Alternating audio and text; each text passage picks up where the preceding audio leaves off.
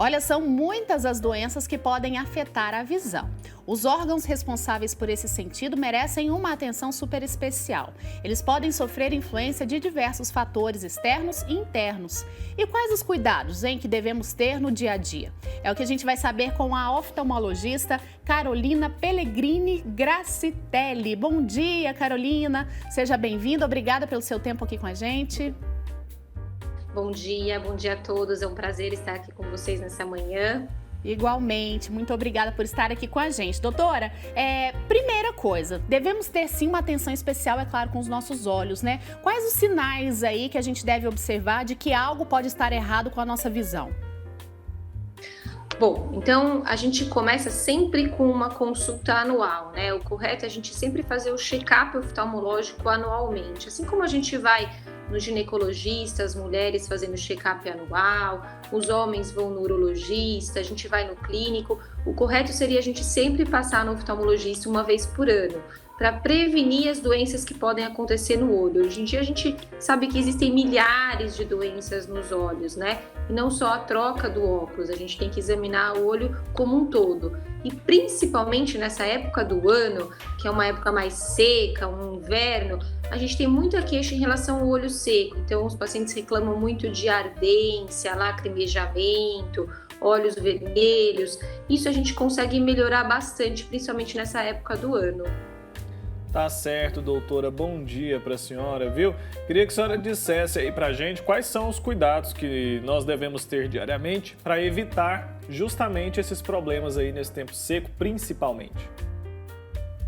Bom, então a gente tem que estar sempre com as lentes corretivas atualizadas. Então, aqueles pacientes que usam óculos ou usavam óculos no passado, sempre tem que estar com isso em dia, porque o óculos vencido ou uma refração, né, um grau mal feito, pode dar sintomas, pode piorar a queixa dos pacientes. Uma boa lágrima artificial nessa época do inverno ajuda muito o paciente a não ter olhos secos. E sempre fazer aquela educação em relação às telas, né, gente? Porque a gente tem visto muito o aumento do uso de telas, né? Principalmente nessa fase de pandemia. Então, não ficar tantas horas direto numa tela de celular, de computador, sempre fazer pequenas pausas, sempre tentar olhar para o horizonte quando a gente está com uma atividade de alto esforço, como num celular. Isso ajuda bastante o paciente a evitar esses sintomas. E lágrimas artificiais a gente recomenda bastante, não são medicações, são lágrimas artificiais mesmo, que ajudam o olho a não ficar seco, principalmente nessa época do ano. Ah, doutora, interessante. Falando um pouquinho mais dessa última dica aí, das lágrimas artificiais, né? É simples, a gente chega na farmácia e falamos dessa forma mesmo, eles vão nos indicar esse produto. E quantas vezes ao dia a gente pode usar ou é somente quando a gente sentir algum incômodo nos olhos? Olha, isso é uma coisa bem delicada, né? A gente sempre orienta o paciente a procurar um profissional especializado, né? No caso, nós oftalmologistas, porque graças a Deus hoje a gente tem uma gama, a gente tem uma variedade de medicações de lágrimas artificiais que vão desde um produto mais simples até uma lágrima mais sofisticada, um pouco mais viscosa, ou um pouco mais líquida, um pouco mais aquosa. Isso depende de cada paciente. Então, a gente sempre recomenda realmente uma avaliação oftalmológica para ver qual é a melhor indicação dessa lágrima artificial para o paciente. Hoje em dia a gente tem uma variedade inúmera, mas existem algumas medicações com vasoconstritor, por exemplo, que não são recomendadas para pacientes que têm alguma patologia, alguma doença. Então, a gente precisa realmente individualizar o tratamento e ver o que o paciente vai se beneficiar mais de um produto ou de outro. Tá certo, doutora. E no caso dos colírios, a regra é a mesma também? Cada pessoa precisa se atentar para um específico, porque a gente vê, né, que nesse período seco, muita gente acaba pegando o hábito ali de colocar colírio nos olhos. Isso também pode ser perigoso? Muito perigoso, gente. A gente tem que sempre lembrar que colírio é medicação, é remédio. Assim como vocês tomam remédio para hipertensão, é o comprimido, assim como vocês passam pomada, que é o remédio da pele, quando o paciente tem uma alergia, o colírio é medicação da mesma forma, tá bom? Então a gente tem que tomar muito cuidado quando a gente fala em usa qualquer colírio, ou pega o colírio da tia, pega o colírio da prima. Não, a única diferença é a forma de administração do remédio. Se é em forma de colírio, se é em forma de comprimido, se é em forma de gota, mas todos são remédios. A gente tem um exemplo clássico que a gente fala muito entre nós oftalmologistas.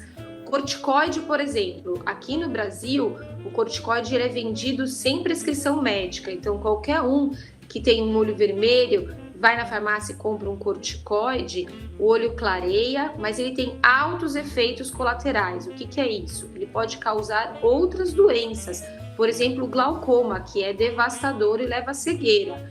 Então, é muito importante vocês terem essa consciência. Se vocês têm algum problema oftalmológico, alguma queixa de dor, hiperemia, passe no seu oftalmologista, faça o exame completo e veja qual é a medicação mais direcionada para você. E as medicações oculares são em forma de colírio, mas os colírios são remédios. Então, a gente tem que ter muito cuidado quando a gente compra qualquer colírio ou a gente pega qualquer colírio, tá bom? Alerta super importante, né? Sempre procurar o especialista, então. Doutora, vamos falar então sobre algumas doenças, né? Quando a gente pensa aí na visão, a gente pensa aí em problemas sérios, né? Que alguns que podem até causar a cegueira. Quais as doenças aí que podem chegar a esse extremo aí da pessoa perder a visão completamente? Bom, a principal causa de cegueira hoje no mundo irreversível, o que isso quer dizer? Que você não consegue recuperar quando o paciente já ficou cego com uma cirurgia ou com tratamento, é o glaucoma, tá? Então, o glaucoma merece uma atenção super especial. Por quê? Porque além de ser a principal causa de cegueira hoje no mundo, no primeiro momento o paciente não tem queixa nenhuma. Então, vocês não vão sentir o olho vermelho, vocês não vão sentir dor, vocês não vão sentir baixa de visão no primeiro momento. Vocês só vão fazer o diagnóstico do glaucoma, por exemplo, se vocês forem numa consulta oftalmológica e o seu oftalmologista fizer o exame completo, medir a pressão, olhar o fundo de olho, entre outros exames. Se você conseguir fazer o diagnóstico, descobrir que você tem glaucoma no início, a gente consegue estacionar a doença e você não ficar cego. Porém, se você não faz o diagnóstico, se essa doença avança, os pacientes ficam cegos e a gente não consegue recuperar. Então, esse é o principal alerta. A gente fez uma campanha enorme agora em maio, que foi o mês de prevenção ao glaucoma. O Conselho Brasileiro de Oftalmologia nos ajudou muito para realmente dissipar esse conhecimento para vocês. Então, essa informação que a gente está conseguindo passar hoje é super importante. Então, procure o seu oftalmologista e peça para ele fazer o exame completo. Não é só a troca das lentes. Eu costumo falar para os meus pacientes que a troca das lentes do óculos é uma parte do exame oftalmológico, mas o exame oftalmológico, ele é muito mais do que isso. É a medida da pressão, é examinar o fundo de olho para a gente conseguir prevenir essas doenças que são que muda, né, a vida de uma pessoa e de uma família inteira, né? Se você tem alguma deficiência visual e você corrige com óculos, não tem problema nenhum. Agora, se você tem uma doença que leva à cegueira dos dois olhos, você muda a história de uma família inteira, né? Então, realmente é muito importante essa prevenção e esse alerta para todos vocês.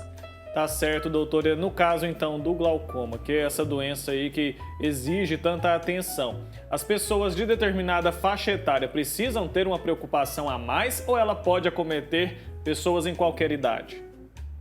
Essa é uma pergunta super importante. O glaucoma ele pode acontecer em qualquer faixa etária. A gente tem bebês que nascem com glaucoma, por exemplo, mas são casos raros e extremos e o próprio pediatra logo percebe. O glaucoma que a gente fala que é o que mais cega, que é o mais comum, principalmente aqui na população brasileira, é aquele que começa a partir dos 40 anos a se manifestar e fica cada vez mais comum com o ganho da idade. Então, para todas as pessoas acima de 40, merece um cuidado e uma investigação quanto a isso. Pacientes que têm história familiar de glaucoma, é mandatório a gente examinar. Então, a gente sabe que quem tem pai, mãe ou irmãos com glaucoma tem de 4 a 10 vezes mais chance de ter a doença. Então, é importante vocês sempre avisarem o seu oftalmologista, olha, eu tenho glaucoma na família. É super importante porque a gente tem realmente um cuidado ainda maior com esses pacientes que têm história na família. Pacientes, aí a gente volta para aquele tópico anterior que a gente conversou, pacientes usuários de corticoide, então pacientes que usam medicação colírio ou medicação para doenças reumatológicas, para alergias, que a gente faz muito uso de corticoide, também tem mais chance de desenvolver a doença. Pacientes diabéticos e hipertensos também merecem uma atenção especial. Então, quanto maior a idade ou patologias ou doenças associadas, a gente tem que ter um cuidado maior ainda. Dicas importantes, principalmente porque, como a senhora explicou, né, o glaucoma ele não dá muitos sinais aí, né? Então, esse diagnóstico ele tem que ser feito de forma precoce, né? E a catarata, doutora, é diferente? Ela dá alguns sinais? É mais fácil de ser diagnosticada? Sim, a catarata também é uma das principais causas de cegueira hoje no mundo, mas graças a Deus é uma cegueira reversível. Então o paciente ele pode ficar cego porque tem catarata nos 2 olhos. Isso, infelizmente, a gente ainda vê muito no nosso país, pacientes cegos por catarata, né? Mas no momento que a gente opera, a gente retira a catarata, o paciente retorna a visão 100%. Então vejam a diferença, né? No glaucoma, se o paciente ficar cego por glaucoma, a gente não consegue recuperar. Por isso que a gente tem que fazer o diagnóstico muito cedo para parar de progredir, para parar de perder visão.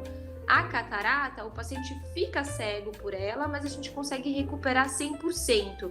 E quando os pacientes começam a ter catarata, a gente já logo nota, porque ele começa a ter dificuldade para dirigir, principalmente à noite com chuva, que a gente fala que são situações de alta demanda, né? Muito difícil dirigir à noite com chuva, ainda mais com catarata. Os pacientes começam a ver, isso é uma queixa muito comum, que a chama do fogão ela não está tão viva, ela está um pouco mais opaca, um pouco mais fraca, que as cortinas de casa não estão mais tão brancas, estão um pouco amareladas, e isso vai progredindo. E essa dificuldade de enxergar faz o paciente procurar o médico, faz o paciente procurar a gente, o oftalmologista. E ele fala assim, eu não estou conseguindo enxergar, eu acho que são as lentes do meu óculos que estão velhas. E aí a gente faz o exame, tenta melhorar a visão com o óculos e a gente vê que não dá, que tem alguma coisa além da lente do óculos que está fazendo o paciente não enxergar. E aí no nosso exame oftalmológico a gente vê que tem uma catarata. É verdade. Aí, pode falar. E o que é a catarata, né? Só para vocês entenderem, né? Dentro do nosso olho a gente tem uma lente natural que faz com que os raios que entram no olho entrem de uma forma perfeitinha e façam a gente enxergar. Então a gente já tem uma lente natural no olho chamado cristalino. Esse cristalino ele tem que ser transparente, porque de novo os raios de luz eles têm que entrar no olho. Quando a gente vai envelhecendo, esse cristalino, essa lente transparente, ela começa a ficar amarelada, começa a ficar opaca, começa a ficar da cor de um doce de leite. E os raios param de entrar dentro do olho. E aí a gente tem o cristalino transformado em catarata. E a cirurgia nada mais é do que tirar esse cristalino amarelado, que é a catarata, e substituir por uma lente intraocular, uma lente dentro dos olhos. Tá certo. É considerado uma cirurgia simples, doutora? E outra coisa, todo caso de catarata tem que ser tratado cirurgicamente ou existe algum medicamento aí que pode resolver o problema se tiver em fase inicial, por exemplo? Olha, não tem tratamento medicamentoso, a gente ouve falar muito em congressos, em estudos, mas na nossa prática clínica ainda o único tratamento para catarata é a cirurgia, tá bom? A gente nunca fala que uma cirurgia é simples, né? Porque toda cirurgia médica tem os seus riscos, tem os seus índices de complicação, né? Mas é uma cirurgia extremamente segura. A tecnologia ela evoluiu muito, principalmente no campo da oftalmologia, e ela veio muito a favor dessa cirurgia. Então era uma cirurgia que antigamente a gente fazia em 1, 2 horas, hoje a gente faz em 15, 20 minutos, com uma equipe bem preparada, as taxas de complicações são bem pequenas. A recuperação do paciente hoje em dia é extremamente rápida e aí não é só a tecnologia oftalmológica que evoluiu, a anestesia para essas cirurgias também evoluiu muito. Então, para vocês terem uma ideia, a cirurgia de catarata hoje a gente não faz aquela anestesia que bloqueia todo o olho, que o olho sai para fora, nada do que vocês imaginam, né? A gente pinga uma gotinha de anestésico, faz a cirurgia em 15, 20 minutos e o paciente sai bem. Então, é uma cirurgia que a tecnologia evoluiu muito. Então, hoje ela é uma cirurgia muito segura, mas longe de ser uma cirurgia simples. Maravilha. Doutora, a senhora explicou pra gente aí sobre o cristalino, né? Essa lente que nós temos natural aí nos nossos olhos. Fala um pouquinho pra gente sobre a retina. Que parte é essa do olho? Ela é responsável pelo quê? E pode sofrer também com algum dano, alguma doença? Então, vamos lá. Então, essa tampinha transparente que tá por fora é a nossa córnea, tá? O colorido do olho é a nossa íris. É a íris que vai dar a cor de verde, azul, preto. Atrás da nossa íris, a gente tem o cristalino, que é essa lente transparente que eu expliquei para vocês. Atrás do cristalino, lembra que eu falei que os raios entram no cristalino?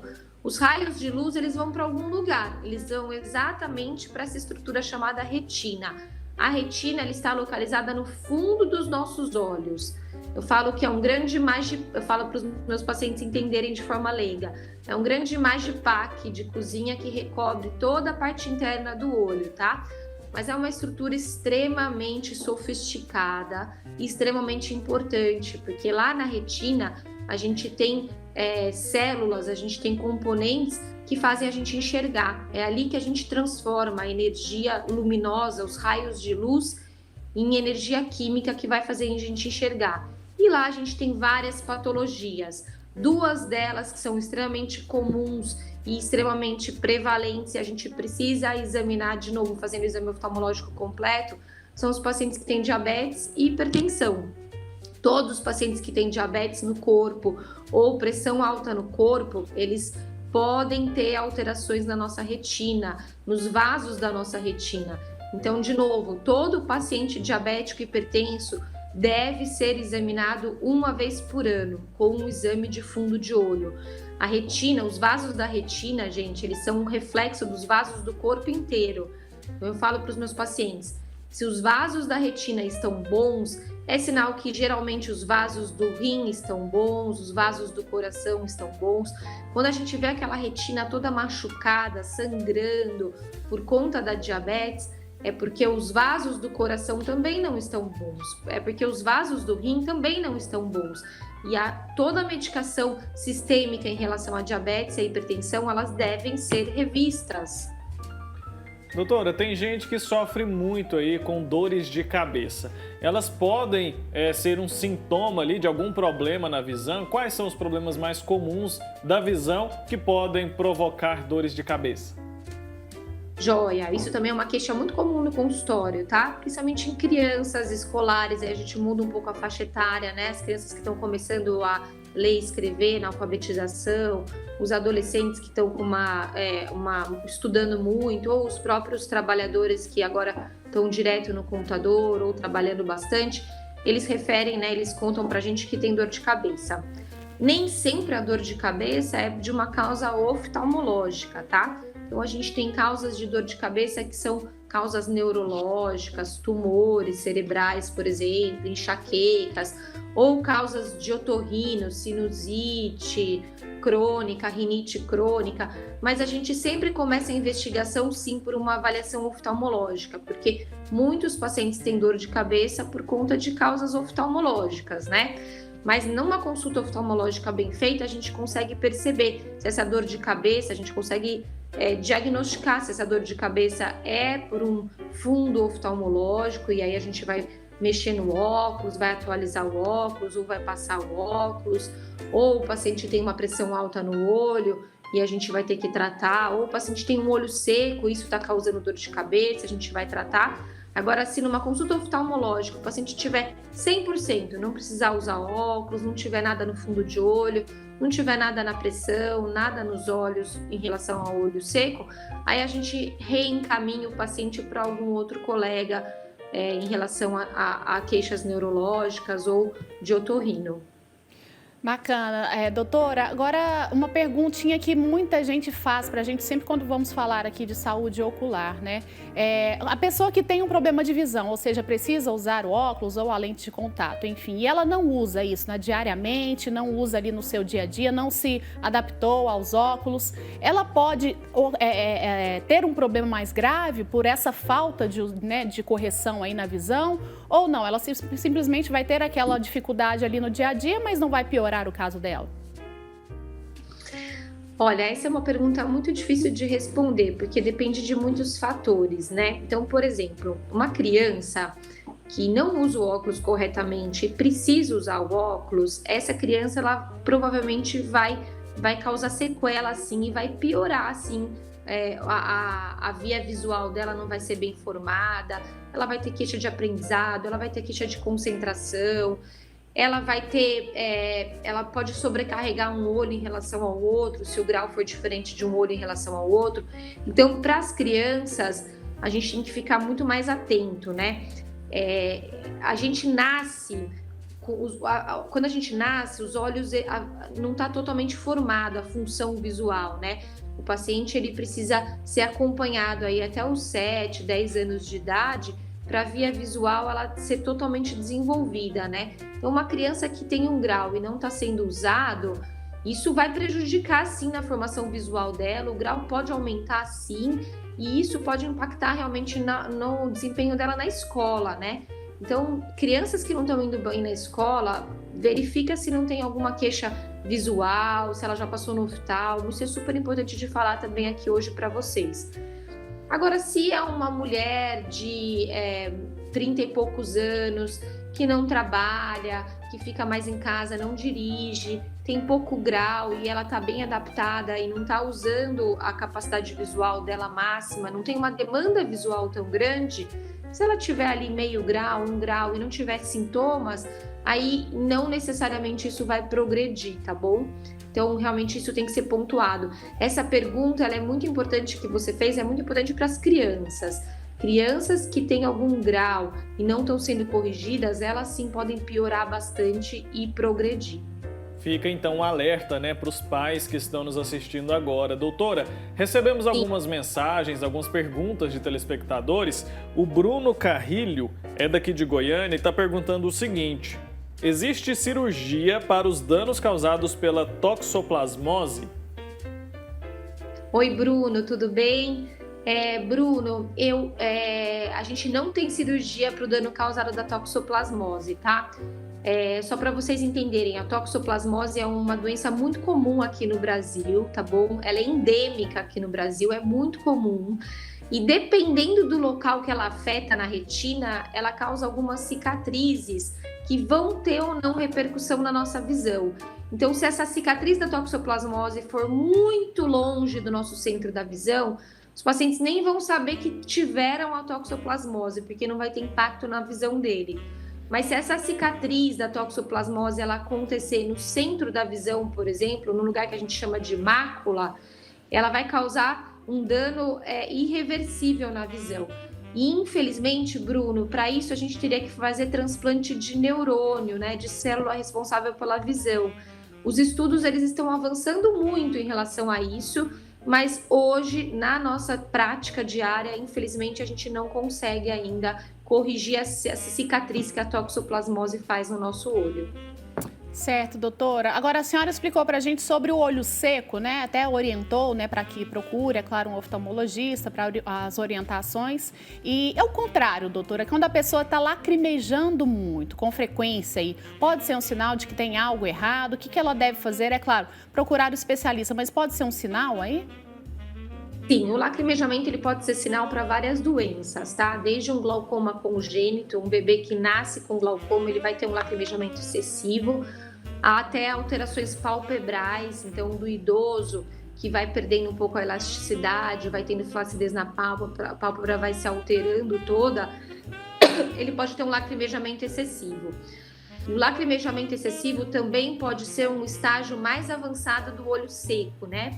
Então, para vocês entenderem, para fazer sentido, às vezes o olho está tão seco, que uma resposta do corpo é lacrimejar excessivamente para tentar conter esse olho seco. Só que a lágrima ela é ineficiente nesse momento, porque a lágrima acaba escorrendo para fora e não ficando no olho. Então, o lacrimejamento reflexo, né, ele pode até ser uma fase mais avançada do olho seco. Então, vocês precisam sim procurar o oftalmologista, porque isso é um sinal de alerta sim para todos. Tá certo. Antes da gente concluir, queria saber da senhora sobre a importância do teste do olhinho. Ele pode prevenir doenças graves? Quais doenças, por exemplo? Eu ia falar um pouquinho das crianças também para deixar esse alerta para vocês. O teste do olhinho, que é que o nome correto que a gente usa é o teste do reflexo vermelho, ele é uma regra no estado de São Paulo, não no Brasil todo. Então, por exemplo, todas as crianças nascidas dentro do estado de São Paulo, elas não podem sair da maternidade, né, do local de nascimento, sem fazer o teste do reflexo vermelho. Geralmente são os pediatras, os neonatologistas que fazem aqui em São Paulo, e ele é um teste de triagem. O que é isso?